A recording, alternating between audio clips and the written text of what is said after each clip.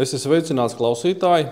Latvijas Valsts Mežzinātnes institūta Silava podkāsts ir raidierakstu sērija par meža nozares aktualitātēm, institūtā veiktiem jaunākajiem pētījumiem, tajos iegūtajiem rezultātiem, atklājumiem un atziņām. Tās ir sarunas par meža zinātni. Klausies, uzzini un analizē.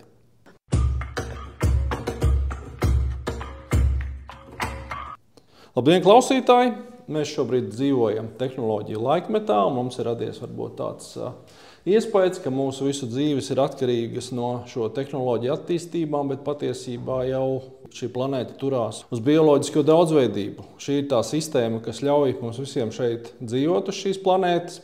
Un šīs dienas temats arī būs saistīts ar to, ar vienu no šīs bioloģiskās daudzveidības komponentēm, ar bioloģisko daudzveidību augsnē. Šīs dienas mans viesis ir Austra Zuševica. Labdien, Austra! Sveiki! Kā jau visos raidījumos, kur mums viesi piedalās pirmo reizi, arī šoreiz Austrais lūkšu nedaudz iepazīstināt ar sevi, kā tu nokļuvi Silavā, kas ir tavu pētījumu temati. Silavā pašlaik es darbojos, manuprāt, jau 6. gadu. Esmu pabeigusi bioloģijas fakultāti, un pirms nonācu Silavā es studēju bioloģijas bakalauru. Darba tēma bija saistīta ar abiotisko stresu ietekmi uz augu fizioloģiju.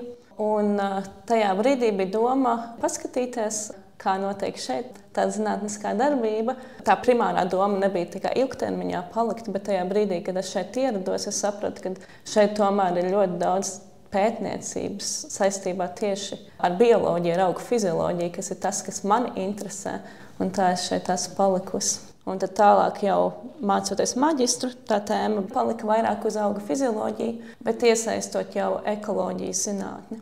Un tad sanāk tā, jā, es darbojos mežzinātnē, bet vairāk interesējos par augu fizioloģiju tieši un ekoloģiju.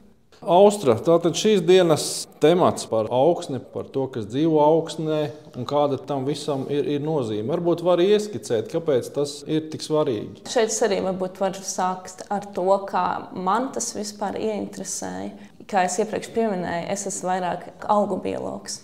Un izstrādājot pētījumus, kas bija saistīti ar augu, kur mēs koncentrējamies vairāk, piemēram, kā mēslot augu, lai uzlabotu auga vitalitāti, auga produktivitāti.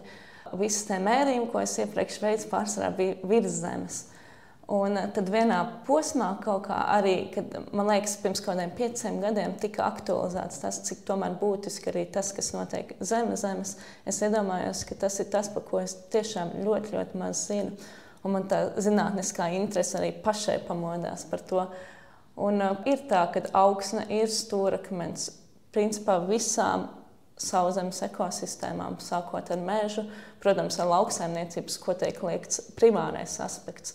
Jo veselīga augsne, tas nozīmē, ka mums ir vieta, kur audzēt ēdienu, kas ir arī cieši saistīts ne tikai ar augsnes veselību, bet arī ar cilvēces veselību. Tu jau pieminēji šo veselīgo augsni.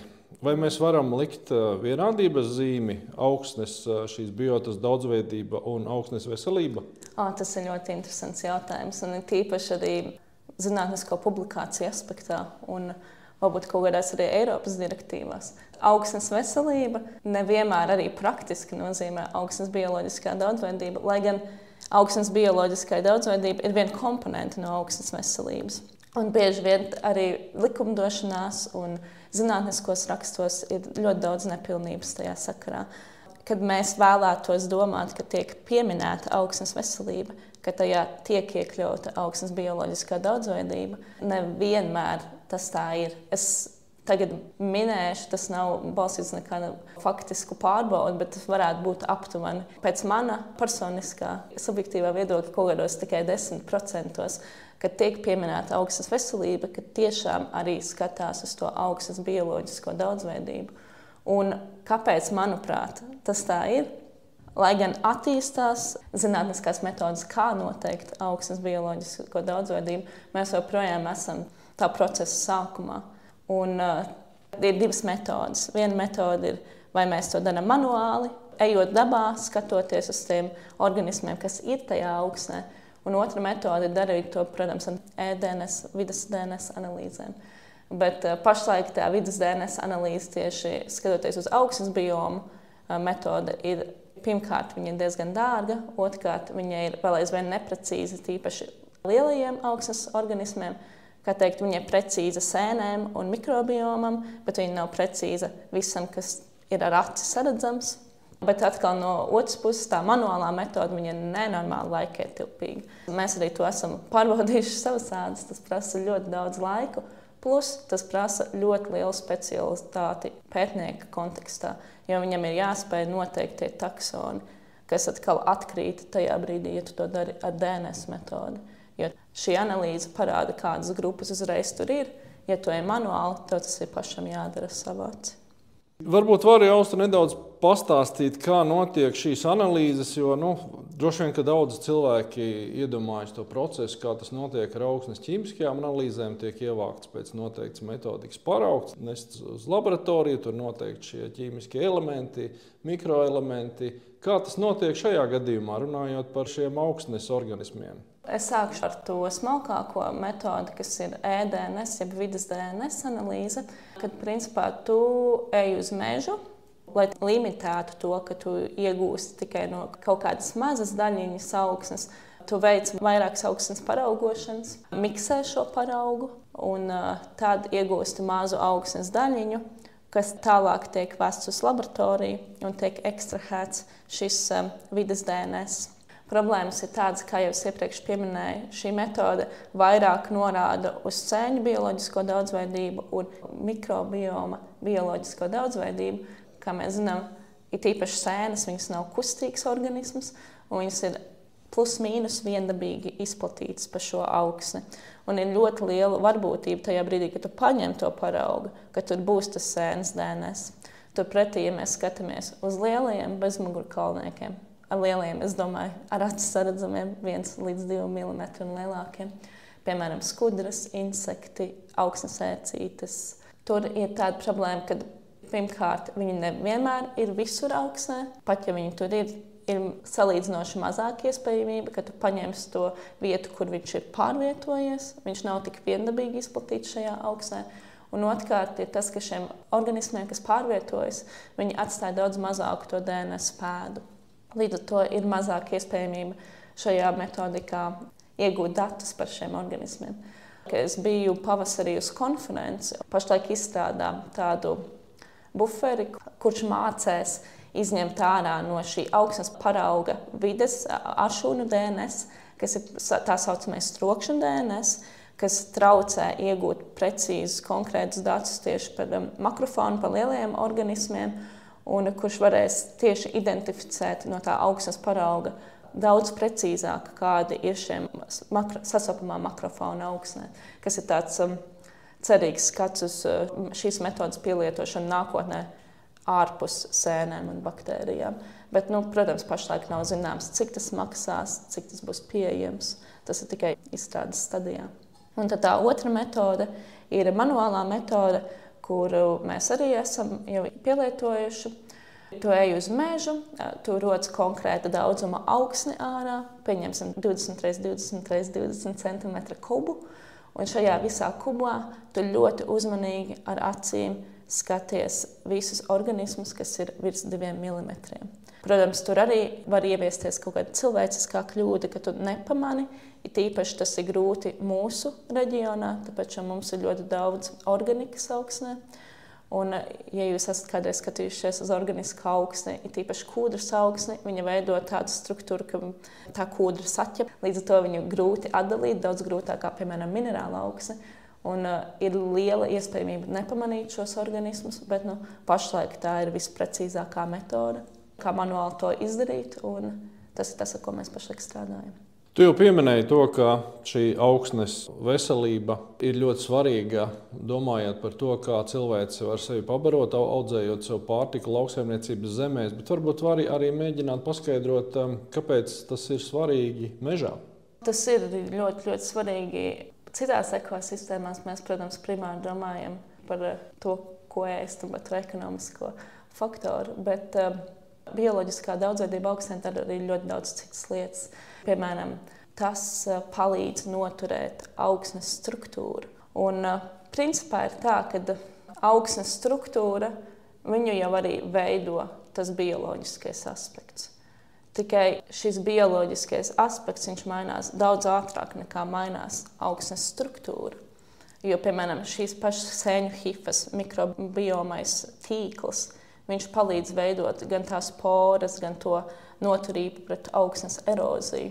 Vienīgais tajā brīdī, kad tiek veiktas kaut kādas pārmaiņas, piemēram, apsaimniekošanā, tas ļoti ātri atsaucas šo bioloģisko komponenti, ko mēs arī tajā pašā brīdī varam redzēt, bet uz to struktūrālo komponenti viņš arī atsaucas, bet tās pārmaiņas ir daudz lēnākas. Līdz ar to tas bioloģiskais arī var būt tāds tā kā indikators tam, kad mēs kaut ko pamainījām, šis bioloģiskā komponenta mainās, mums ir jādomā par to, ka pamainot šo, mēs izmainīsim arī kaut ko nākotnē, ne tikai to, ko mēs pašlaik redzam, bet arī nākotnes kontekstā pēc 10 gadiem. Jo tieši tas fungālais tīkls, mikrobiolais tīkls ir tas, kas satur to augsni, kas to veido. Varbūt tajā brīdī, kad tas izmainās, mēs to uzreiz neredzam, bet tas ir risks, uz ko mums jāskatās tā kā nākotnē. Vēl būtiski ir jau arī bioloģiskās lietas, ko dara augsnes bioloģiskā daudzveidība mežā, piemēram, un arī citās dabiskās ekosistēmās, kas ir mums visiem plaši pazīstamais mikorizālais tīkls, kas palīdz augu produktivitātei. Gan šīs baktērijas, kas dzīvo pie rizomas augu saknēm, gan arī sēnes, viņas palīdz gan šķīdināt šīs minerālās vielas, līdz ar to padarīt viņas augiem daudz pieejamākas un palīdz, principā, uzlabot augu produktivitāti. Vēl viens aspekts ir tas, ka liela bioloģiskā daudzveidība augsnē, tas ir zināms kā, principā, visas ekosistēmas noturība. Ir pētījumi par to, ja augsnes bioloģiskā daudzveidība ir augsta, šī ekosistēma būs daudz noturīgāka gan pret bioloģiskajiem patogēniem, gan arī pret kaut kādām abiotiskajām izmaiņām dabā. Pieņemsim temperatūru, stiprākiem nokrišņiem. Tas viss, kas mūs principā sagaida klimata pārmaiņu kontekstā. Tas ir principā primārais aspekts, ar ko sākt. Ja mums būs veselīga, bioloģiski noturīga augsne, ne tikai lauksaimniecības zemē, kur mēs to redzam uzreiz, jo mēs to pamanām automātiski uz augu produktivitāti, bet arī dabiskās ekosistēmās, kur varbūt to ir daudz grūtāk novērtēt. Tā kā datu ziņā novērtēt, gan arī vispārīgi novērtēt, kādu ienesumu tas mums dod.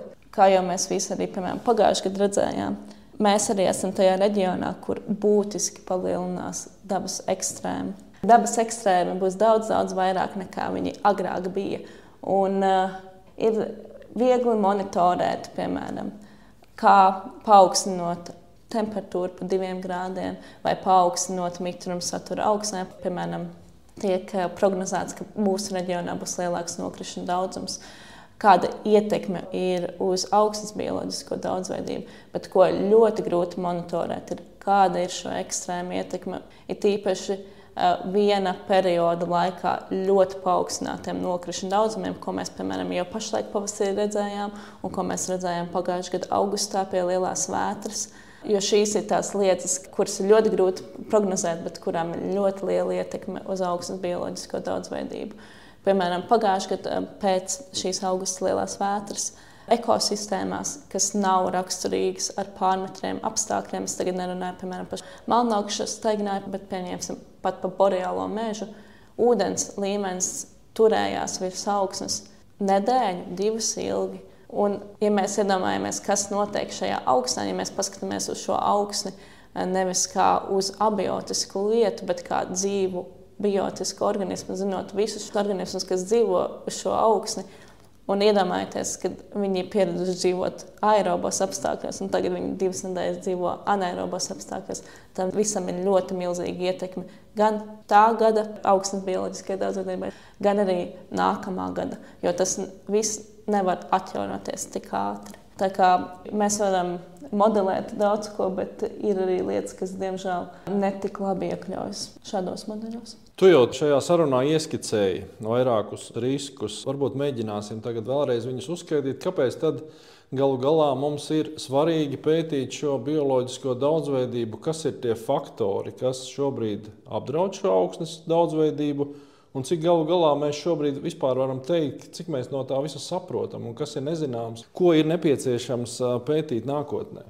atbild uz to jautājumu ļoti variabli. Tie aspekti, kas ir augsnes bioloģiskā daudzveidība un uz ko mums vajadzētu koncentrēties, ir ļoti dažādi atkarībā no augsnes tipa, reģiona, zemes lietojuma veida un tās lietas, kas ir būtiskas katrā ekosistēmā, viņas atšķirās. Vai mēs runājam, piemēram, par meža zemēm, vai mēs runājam par lauksaimniecības zemēm. Un tas ir tas interesantais un arī, man liekas, tas grūtais šajā pētniecībā, ka mēs nevaram izveidot nevienu definīciju, kas ir bioloģiski laba augsne, ne arī vienas vadlīnijas visam. Manuprāt, pat tas nestrādātu, runājot par vienu zemes lietojumu veidu, bet citiem reģioniem. Piemēram, mūsu reģions, kas ir vairāk uz boreālo pusi, salīdzinot ar citu Eiropas reģionu, viņam ir kaut kādas raksturīgas iezīmes, kas ir.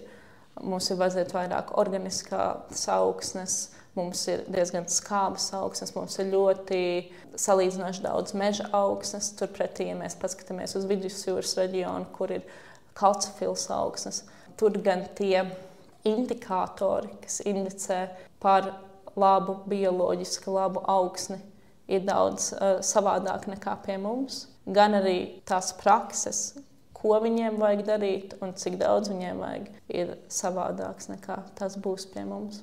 Tu kopā ar darba grupu šobrīd darbojies vairākos horizonta projektos, kur iesaistīts vairākas Eiropas Savienības dalību valstis, un jau pieminēja, ka šī situācija ir ļoti atšķirīga, protams, reģionos. Par cik tev ir tā iespēja salīdzināt ar to, kā tas notiek citos reģionos, kāda situācija ir šobrīd pie mums Latvijā šajā reģionā salīdzinot ar citām valstīm, un kādas varbūt ir tie fokusi, uz ko mums vajadzētu Latvijā vairāk domāt, koncentrēties un kam pievērst uzmanību un varbūt ko aizsargāt un kādas kļūdas nepieļaut, kas izdarītas citās vietās? Primāri, manuprāt, jau liekas, ka mums tas lielākais drauds ir ļoti līdzīgs kā visai Eiropai, kas ir lauksaimniecības zemes.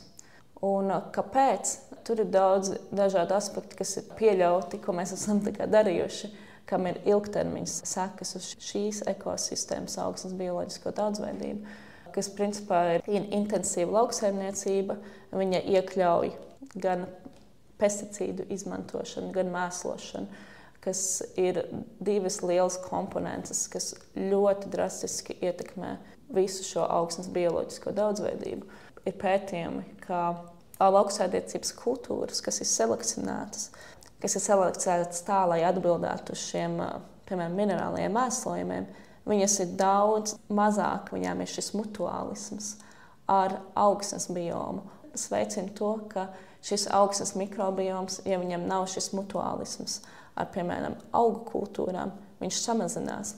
Un tajā brīdī, kad notiek kaut kādas izmaiņas, piemēram, augsnes bioloģiskajā daudzveidībā un mikrobiomā, tas arī var veicināt izmaiņas šīs ekosistēmas organismu grupu savstarpējo, tā teikt, attiecību ziņā. Ko es mēģinu pateikt? Var būt tāds apstākļus, kad ilgtermiņā intensīvi izmantojot zemi, mēs palielinām, kā mēs visi zinām, augsnē mikroorganismi, kas ir labvēlīgi augiem un kas ir arī nelabvēlīgi augiem.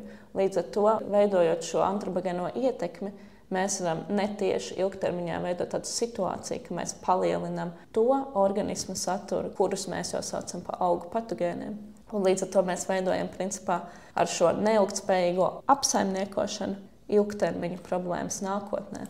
Jo pat, ja tajā brīdī, kad tiek pāriets no intensīvas apsaimniekošanas, runājot pašlaik par lauksaimniecības zemēm, uz ekstensīvu apsaimniekošanas veidu, tas nenotiks uzreiz, jo augsnes bioloģiskā daudzveidība, viņai ir vajadzīgs samērā ilgs laiks, lai atjaunotos, un mums būtu nepieciešams 10, 20 gadi, lai notiktu atkal šī bioloģiskās daudzveidības atjaunošana, kādu mēs sauktu par augstas kvalitātes, par veselīgu augsni.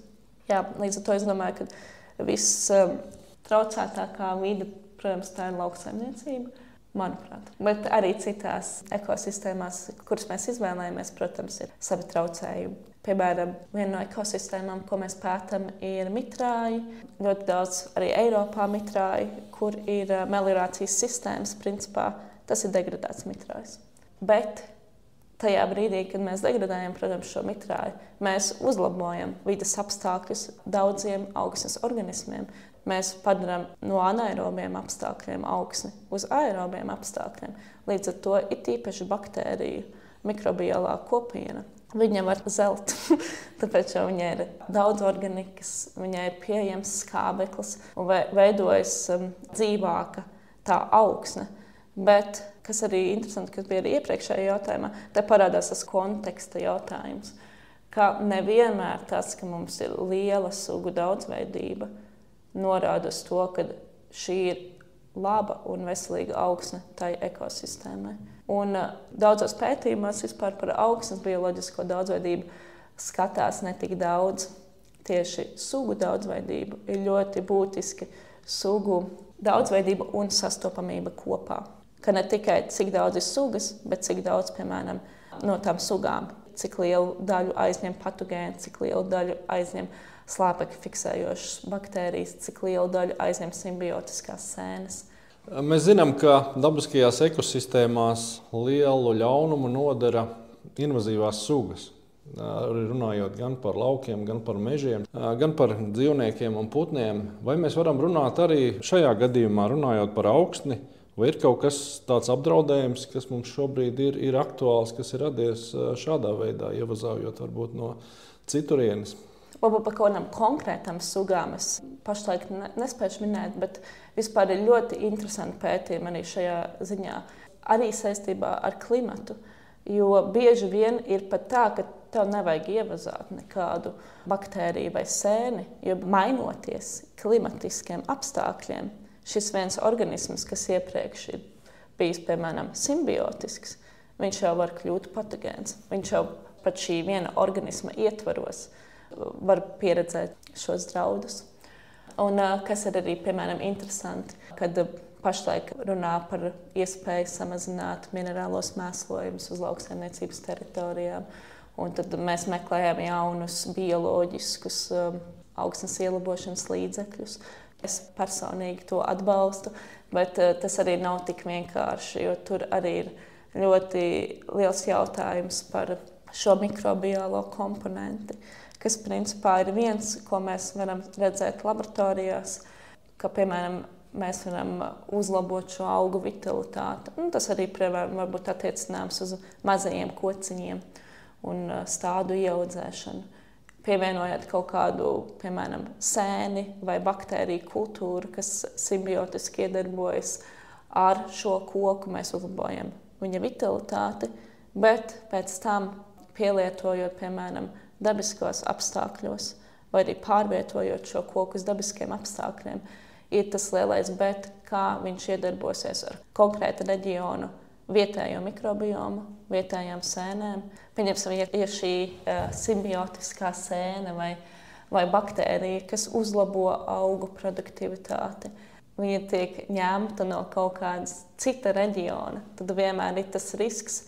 Jā, viņa uzlabos, redzam šos labvēlīgos rezultātus kontrolētos apstākļos, bet kas notiek, ka mēs viņu pārvietojam uz dabisko vidi? It kā tas ir ļoti cerīgs skats, kā aizvietot ķīmiskos minerālos mēslojumus, kas principā ir ļoti vidē kaitīgi, veicina šo barības vielu izskalošanos un nonākšanu vidē.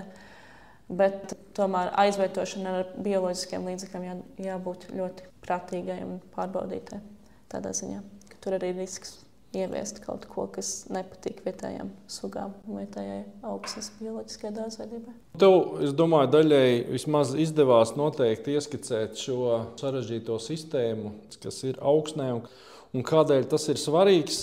Par praktiskajiem pētījumiem Silavā šobrīd mūsu mājaslapā ir pieejama informācija par 2 starptautiskiem projektiem. Viens ir Bioservices, otrs Invest Soil. Nedaudz ieskicē par šo projektu mērķiem, uzdevumiem un kas ir plānots viņos sasniegt. Jā, sākšu ar pirmo par Bioservices. Tas ir projekts, ko mēs sākām pirms 2 gadiem, kas ir apvāršana projekts, ilgs 5 gadus. Un šī projekta ietvaros, principā, mēs izveidojam 5 tādas paraugu ievākšanas bākas Eiropā katram reģionam. Viņi tika sadalīti 5 reģionos, kas principā ir Boreālais reģions, Vidusjūras reģions, Alpīnais reģions, Centrālais reģions un Atlantiskais reģions, kurā tiek izvēlētas 5 zemes lietošanas veidi un kaut kas šim reģionam raksturīgs, kas ietekmē bioloģisko daudzveidību, kas, manuprāt, ir ļoti labs un būtisks aspekts šajā projektā, ko es arī jau iepriekš stāstīju, salīdzinot mūsu reģionu ar Vidusjūras reģionu, ka tiešām tu nevari uztaisīt vienu vadlīniju un pateikt, šī tā lieta, kas ietekmē negatīvu bioloģisko daudzveidību, jo katrā vietā tas būs savādāk. Līdz ar to tas ir labs aspekts, ka mēs skatāmies augsnes intensīvu izmantošanu kaut kādā apsaimniekošanas praksē, kas ir tieši raksturīga šim reģionam. Un mēs pārstāvam Boreālo reģionu, un mums zemes lietošanas veidi ir mitrāji, pusdabiskās platības, mežs, zālāji un kūdras ieguves lauki. Un pašlaik noslēgsies rudenī 2. projekta gads. Ir izveidoti šie paraugu laukumi, ir ievākti dati par augsnes bioloģisko daudzveidību, kā arī par augsnes struktūru, jo primārais mērķis šim pētījumam ir šī augsnes bioloģiskā daudzveidība, bet mēs skatāmies, cik mēs varam lietas, kas ietekmē šo augsnes bioloģisko daudzveidību, sākot ar augsnes abiotiskām īpašībām, kā sablīvēšanos, augsnes struktūru, organisko vielu saturu. Tad arī mēs skatāmies virszemes veģetāciju, zemes lietojumu veidu, līdz šīm intensifikācijām, kas ir katrā zemes lietošanas veidā. Mēs esam atraduši visbūtiskāko lietu, kas negatīvi ietekmē augsnes bioloģisko daudzveidību, un izveidojuši 3 līmeņus, balstoties uz apsaimniekošanas praksi, kas ir raksturīgs tam konkrētajam reģionam. Tā intensitāte ir izstrādāta pēc tā, cik ļoti viņi ietekmē augsnes bioloģisko daudzveidību, kas, piemēram, lai labāk saprastu, mums mitrāji ir nosasināšanas pakāpe. Un tad mēs skatāmies, ka, piemēram, mums pirmā intensitāte, kas ir visvairāk ietekmētās teritorijas, būs, kur ir augsta meliorācijas sistēma, un tad 3. intensitāte ir tāda, kurā ir šī meliorācijas sistēma nestrādā, principā ūdens līmenis ir atgriezies iepriekšējā pirms meliorācijas posmā, un tad mēs skatāmies, kā augsnes bioloģiskā daudzveidība strādā šādā sistēmā. Un mēs ievācam datus, skatoties, ko mēs reāli iegūstam no tā, un tālākos jau projekta gados tiks veiktas vadlīnijas, lai saprastu tos galvenos spiedienus, kas negatīvi ietekmē augsnes bioloģisko daudzveidību, izstrādāts manuāls, ko mēs reāli varam darīt, lai uzlabotu augsnes bioloģisko daudzveidību. Pašlaik, man liekas, mēs esam tādā jauna ceļa sākumā, tīpaši, ko es jau sarunas sākumā pieminēju, to EDNS, kurā mēs iegūstam daudz fundamentālo datu. Mēs saprotam reģionāli, kādas sugas, kur ir sastopamas un organismu grupas, bet vēl aizvien, arī zinātniskā literatūrā, trūks mazliet informācijas par to, kāda faktori to ietekmē, un tālāk, kas ir reāli tas, ko mēs varam darīt. Jo ne jau tas, ka mēs izpētīsim, kur bioloģiskā daudzveidība ir lielāka vai mazāka, un kādas sugas, kur atrodas, būs tas, kas uzlabos augsnes veselību. Gan valstī, gan globāli pasaulē. Bet tas, ka mēs sapratīsim, kas ir tās lietas, ko mēs varam darīt, un kad mēs arī to spēsim pateikt tālāk tiem, kas apsaimnieko šīs zemes. Kas ir tas, ko tev kā zemes apsaimniekotājiem vajadzētu darīt, lai uzlabotu augsnes bioloģisko daudzveidību. Jo tas ir vienīgais veids, kā var šo situāciju uzlabot. Un otrs – Invest Soil. Un Invest Soil tas ir vairāk saistīts ar to, kā mēs varam šo ieviest likumdošanā, kā mēs varam pastāstīt zemes īpašniekiem, kā viņiem to darīt un kas ir arī varbūt tāds ekonomiskais pamatojums tam visam. Jo mums, varbūt kā zinātniekiem, protams, ir skaidrs, jā, tas ir ļoti būtiski.